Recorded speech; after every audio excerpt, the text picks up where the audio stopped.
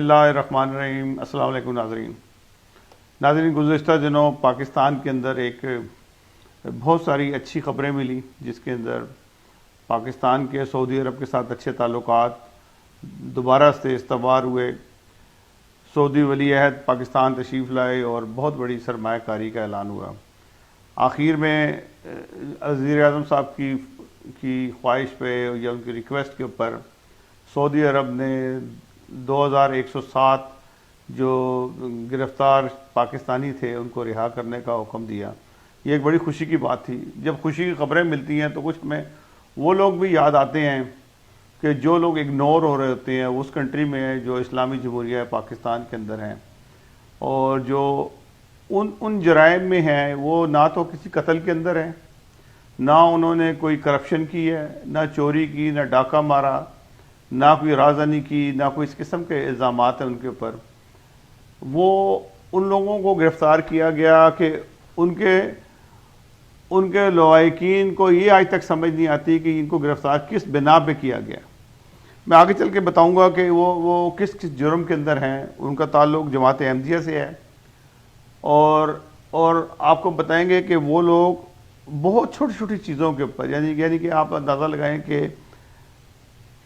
کلمہ پڑھنے کے اوپر گرفتار کر لیا۔ کسی گھر کے اوپر کلمہ لکھا ہے تو اس کے اوپر مقدمہ بنا دیا گیا۔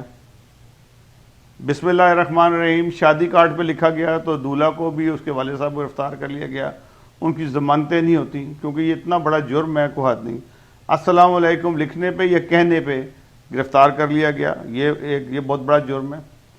قرآن مجید اگر آپ کے پاس سے مل جائے یا آپ قرآن مجید پڑھتے ہوئے گرفتار دیکھ لیے جائے تو یہ اتنا سنگین جرم ہے کہ جس کے اندر آپ کی ضمانت ہونا ہی ناممکن ہے۔ تو نماز پڑھنے اور اذان دینے پہ، اذان تو خیر خلاف ورزی نہیں کرتے، نماز پڑھتے ہیں احمدی، ان کو گرفتار کیا گیا۔ تو اس قسم کے جو واقعات کے اندر جو گرفتار ہوئے ہیں، تقریباً 315 افراد ہیں جو مدتوں سے جیلوں میں بند ہیں اور جن کی ضمانتیں نہیں ہو رہی ہیں۔ احمدیوں کے لیے پاکستان کی جیلیں بھی ایسے ہی ہیں جیسے کہ آپ لگائیں کہ سعودی عرب کی جیل ہے جس کی ضمانت نہیں ہوتی، تھائی لینڈ کی جیل ہے کہ ضمانت کرانا مشکل ہے، یا افغانستان کی جیلیں شاہ ظاہر شاہ کے زمانے میں یا طالبان کے زمانے میں جو تھیں کہ ایک دفعہ جیل چلا گیا تو اس کا باہر آنا مشکل ہے، کیونکہ یہاں بھی یہ کچھ ہوتا ہے کہ ضمانت کرانے کی کوشش کی جاتی ہے۔ 4 مولوی جو ان سے ہیں وہاں پہ عدالت کے باہر آ جاتے ہیں تو جج کی ہمت نہیں ہوتی کہ وہ احمدی کو ضمانت دے یا اس کے حق میں فیصلہ دے۔ تو اس قسم کے حالات پاکستان کے اندر موجود ہیں۔ 1974 میں جب ضیاء الحق نے ایک ایسا گندا قانون بنایا جس کی ہر آدمی مخالفت کرتا ہے، ہر آدمی یہ کہتا ہے کہ جی یہ بڑا ہی برا قانون ہے، ضیاء الحق بڑا ظالم تھا، اس نے بہت ظلم کیے، یہ کیا وہ کیا، اور تمام باتیں اس کے لیے ہوں گی، لیکن اس قانون کو چھیڑیں گے نہیں وہ، کیونکہ اس قانون میں ان کی اپنی بچتیں زیادہ ہیں۔ اتنے ہیں کہ وہ وہ لوگوں کو کی حمایت لیتے ہیں کہ جو اس قانون کو پسند کرتے ہیں کہ ظلم کا قانون ہے وہ، کہ وہ سارا کا سارا قانون جو سے وہ احمدیوں کے خلاف بنایا اور ایک یک طرفہ قانون ہے۔ میں اس بات پہ بات کروں گا کہ یہ احمدیہ کمیونٹی جو سی ہے وہ کمیونٹی ہے جس کا تقریباً 100% لوگ پڑھے لکھے لوگ ہیں، اور وہ لوگ پاکستان کو بنانے والے ہیں۔ چودھری افضل خان صاحب کو لے لیں، ایم احمد کو لے لیں، یہ وہ لوگ تھے جو لوگ پاکستان، اور اس کے علاوہ بے تحاشا لوگ ہیں، قائد اعظم کے ساتھیوں میں سے ہیں۔ قرارداد پاکستان کس نے پیش کی، کس نے بنائی، وہ سب لوگ جانتے ہیں۔ 23 مارچ آ رہی ہے، اس کا ذکر پھر دوبارہ سے آئے گا کہ کس نے بنائی، لیکن جون سے ہے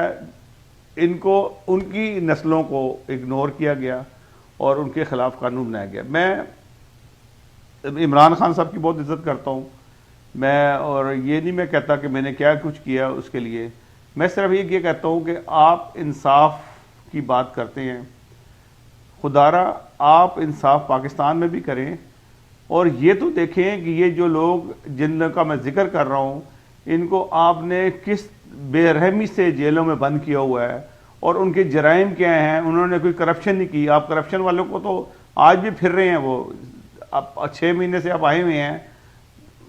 زرداری صاحب کو آپ پکڑ نہیں سکے اور بہت سارے لوگوں کو آپ پکڑ نہیں سکے ابھی تک۔ یہ وہ لوگ ہیں جن کو ایک مولوی اٹھ کے کہہ دیتا ہے کہ جی اس نے میرے سامنے تو انہیں رسالت کی، یا اس نے السلام علیکم کہا، یا اس نے بسم اللہ الرحمن کی، تو آپ کا قانون ایک دم حرکت میں آتا ہے، وہ کہتے ہیں اس سے بڑا جرم کوئی نہیں ہے، اور اس کو گرفتاری کر لیتے ہیں، اور اس کی ضمانت دینے کے لیے جج بھی جو ہے وہ راضی نہیں ہوتا، کیونکہ جرم اتنا بڑا ہوتا ہے۔ تو آپ نے سعودی عرب سے تو لوگ چھڑوا لیے ہیں، اور آپ سے صرف یہ ہے کہ آپ میرٹ پہ فیصلہ کریں کہ یہ کوئی انسانیت ہے، یہ انصاف ہے آپ کے ملک میں اندر کہ جس جرم کے اندر آپ نے احمدیوں کو جیلوں میں بند رکھا ہوا ہے۔ میں آپ ایک ذکر کروں، ایک کہ ویسے تو بے تحاشا لوگ ہیں جن کے نام لیے جا سکتے ہیں، لیکن میں ایک ذکر کرتا ہوں کہ عبدالشکور چشمے والے ایک 82 سال کے شخص ہیں، بزرگ آدمی ہیں، ان کی چھوٹی سی ایک دکان گول بازار ربوہ میں تھی۔ وہ کتابیں، دینی کتابیں بیچتے ہیں، تراجم قرآن مجید کی، نماز کا ترجمہ والی کتاب بیچتے ہیں۔ ان کا جرم یہ تھا کہ جب پولیس نے چھاپا مارا تو ان کے وہاں سے جو برآمد ہوا، ان سے کیا ہوا، ہیروین برآمد نہیں ہوئی، کوئی منشیات نہیں برآمد ہوئی، قرآن مجید رنگے ہاتھوں پکڑا گیا ان کی دکان سے، جس کے اوپر کیس بنایا گیا کہ اور ان کی آج کئی سال سے وہ جیل میں بند ہیں، سخت بیمار ہیں اور بزرگ آدمی ہیں، ان کی ضمانت نہیں ہو رہی، اور ان کو بلکہ سزا بھی دے دی گئی ہے کہ ان کا ایسا بھیانک جرم ہے کہ ان کو ضمانت نہیں کی گئی، جج کی مجال نہیں تھی، اور کیونکہ جب عدالت میں تاریخ لگتی تھی تو بے تحاشا مولوی جو ان سے تھے وہاں کھڑے ہوتے تھے اور نعرے بازی کرتے تھے، اور یہ اگر انصاف ہوتا تو شاید مل جاتی۔ تو یہ چیزیں عمران خان صاحب آپ کو دیکھنا پڑے گا کہ خدا کے نام لینے والوں کو آپ